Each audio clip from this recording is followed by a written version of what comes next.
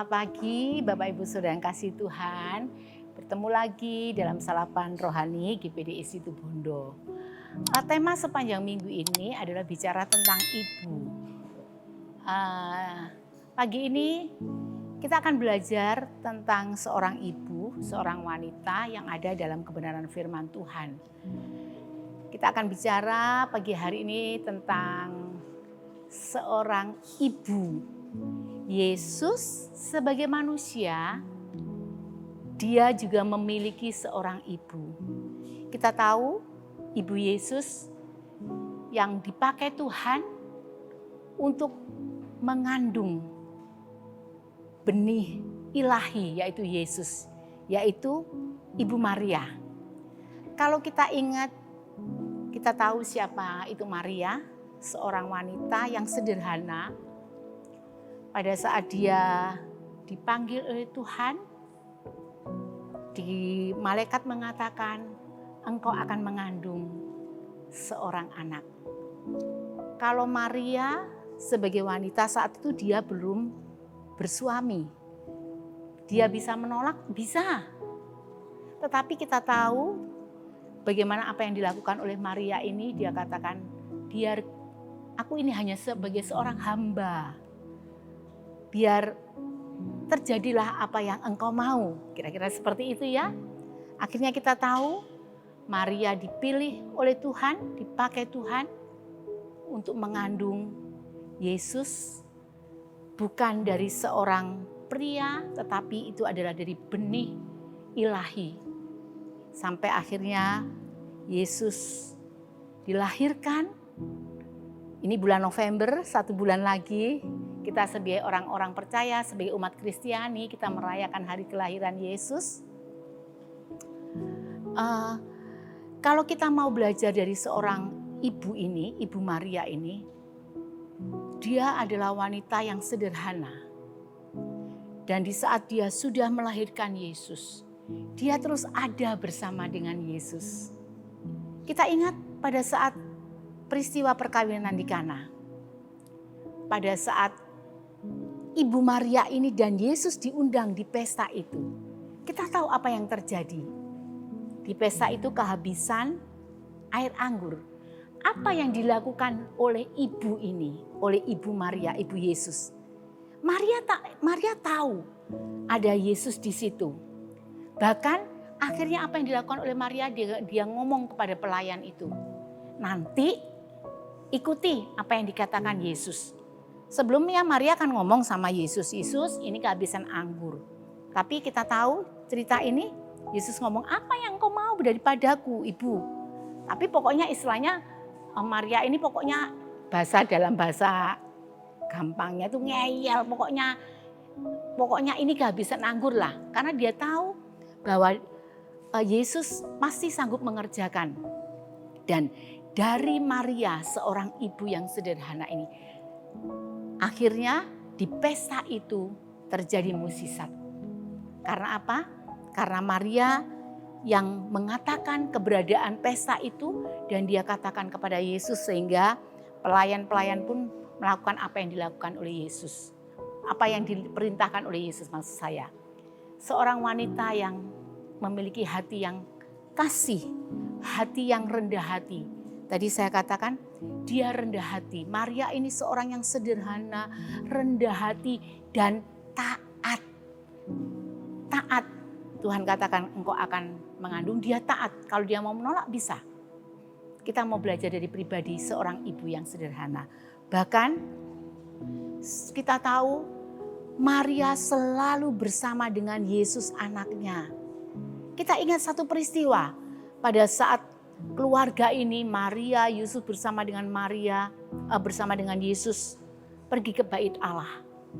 Pada saat Maria dan Yusuf pulang, Yesus gak ada. Hati Maria sebagai seorang ibu merasa kehilangan, kemana anakku ini? Kita pun sebagai wanita-wanita seorang ibu sering ya, kalau mungkin kita mencari anakku kok gak ada, kemana kita mencarinya. Ini hati Maria sebagai seorang ibu juga begitu. Dia mencari kemana anakku ini, kemana Yesus pada waktu umur 12 tahun. Bahkan sampai terus perjalanan Yesus sampai pada saat Yesus ada di kayu salib, Maria ada di situ. Maria ada di situ untuk melihat anaknya yang dipakai Tuhan untuk menebus dosa manusia. Ada kasih. Bapak Ibu Saudara yang kasih Tuhan, pagi hari ini kita belajar dari Maria, seorang ibu yang sederhana, yang dipakai, wanita yang dipakai Tuhan. Dia adalah seorang ibu wanita yang rendah hati.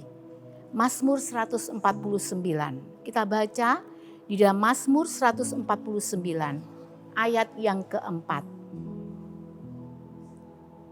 Mazmur 149 ayat yang keempat bagian B. Demikian bunyinya, Ia Tuhan memahkotai orang-orang yang rendah hati dengan keselamatan. Amin. Tuhan memahkotai orang-orang yang rendah hati. Puji Tuhan, kita juga mau belajar seperti Maria yang rendah hati yang akhirnya dipakai oleh Tuhan. Juga tadi saya sudah katakan, Maria terus mengikuti perjalanan Yesus sebagai anaknya. Sampai pada saat Yesus ada di kayu salib, Maria ada di situ. Melihat anaknya yang menyerahkan dirinya untuk kehidupan umat manusia. Ada kasih hati yang mengasihi dari seorang ibu. Tuhan mengajar kepada kita juga kita memiliki kasih. Ayat yang tidak asing lagi dalam Markus 12. Markus 12 ayat yang ke-30 sampai 31. Markus 12 ayat 30 sampai 31. Demikian bunyi kebenaran firman Tuhan. Kasihilah Tuhan Allahmu dengan segenap hatimu dan segenap jiwamu dan dengan segenap akal budimu dan dengan segenap kekuatanmu. Dan hukum yang kedua ialah kasihilah sesamamu manusia seperti diri sendiri. Amin. Maria adalah orang yang mengasihi Tuhan. Maria adalah orang yang mengasihi sesama. Itu sebab dia dipakai oleh Tuhan untuk mengandung benih ilahi yang Bapa percayakan kepada seorang wanita yang rendah hati dan taat.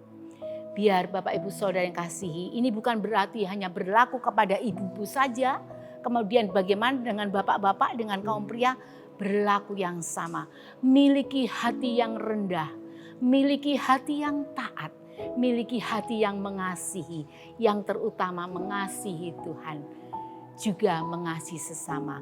Biar kita sebagai anak-anak Tuhan, sebagai orang percaya memiliki ini seperti yang dimiliki oleh Maria sebagai ibu Yesus.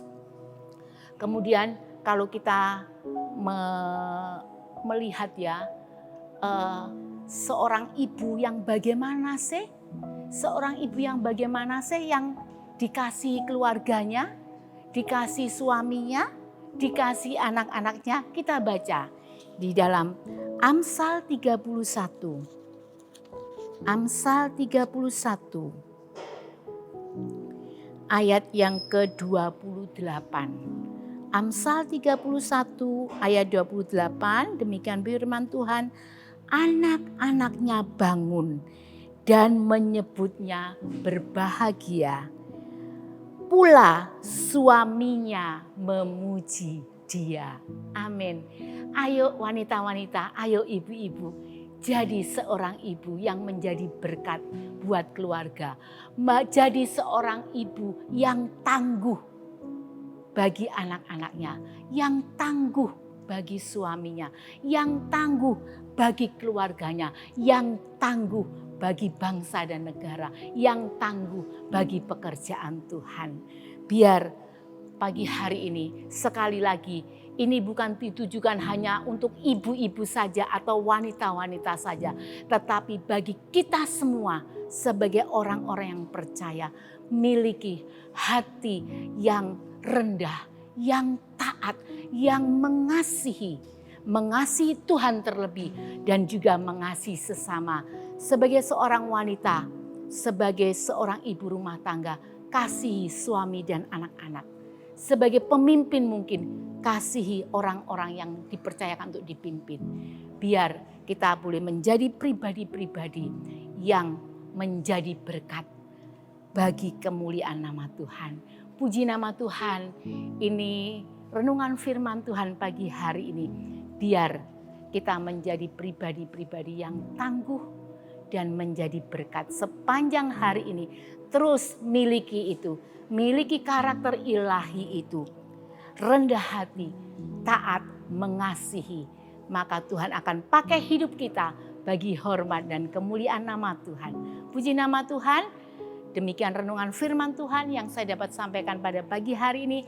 Selamat beraktivitas, selamat menjadi seorang ibu yang tangguh dimanapun berada. Menjadi pribadi yang tangguh dimanapun berada. Selamat pagi, Tuhan Yesus memberkati.